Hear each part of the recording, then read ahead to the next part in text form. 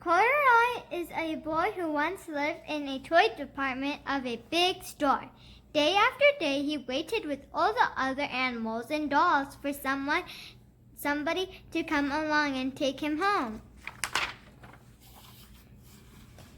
The store was filled with shoppers buying all sorts of things, but no one ever seemed to want a small bear in green overalls.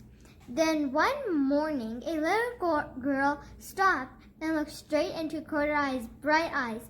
"Oh, Mommy," she said, "look, there's the very bear I've always wanted." "Not today, dear," Mom said. Her mom there sighed. "I spent too much already. Besides, he doesn't look new. He lost a button in one of his shoulder straps."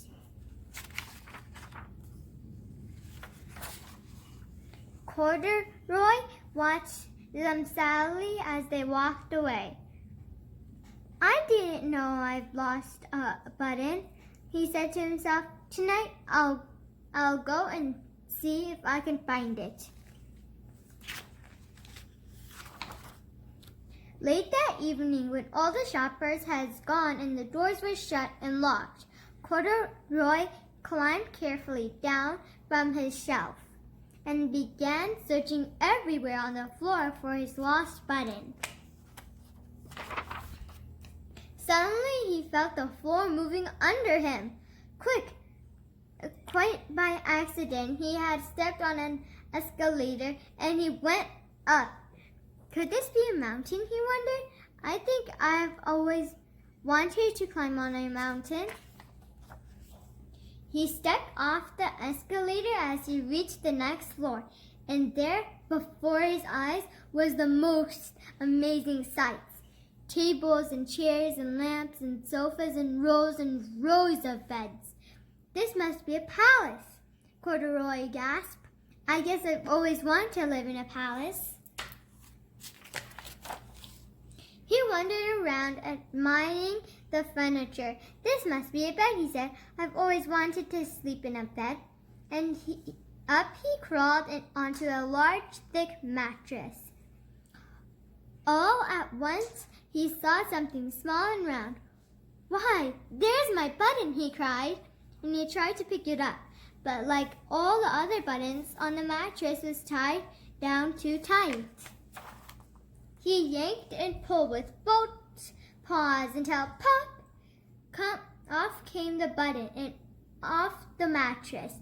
Corduroy toppled, bang, into a tall floor lamp. Over it fell with a crash. Corduroy didn't know it, but there is someone else awake in the store. The night watchman, who was going his rounds on the floor above. Then he heard the crash and came dashing down the escalator. "Now, who in the world did that?" he exclaimed. "Someone must be hiding around here."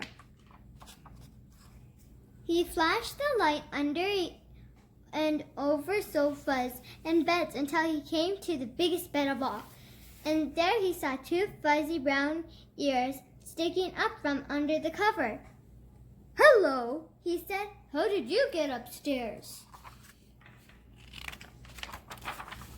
The watchman took Corduroy under his arms and carried him down the escalator and set him on the shelf in the toy department with the other toys and dolls. Corduroy was just waking up when the first customer came into the store in the morning, and there looking at him with a wide, warm smile was the same little girl he'd seen only the day before. "I'm Lisa," she said, "and you're going to be my very own bear. Last night I counted what I've saved in my piggy bank, and my mother said I can bring you home." "Shall I put him in a box for you?" the lady asked. "Oh, no, thank you," Liza answered, and she carried Corduroy home in her arms. She ran all the way up 4 flights of stairs into her family's apartment and straight to her own room. Corduroy blinked. There was a chair and a chest of drawings, and alongside a girl-sized bed stood, and a little bed was just the right size for him. The room was small, nothing like an enormous palace in the department store. "This must be a home," he said.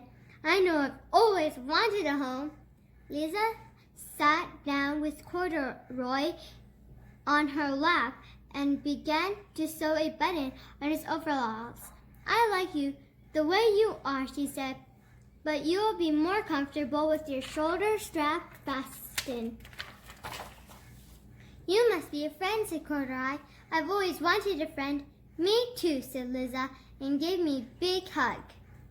The end.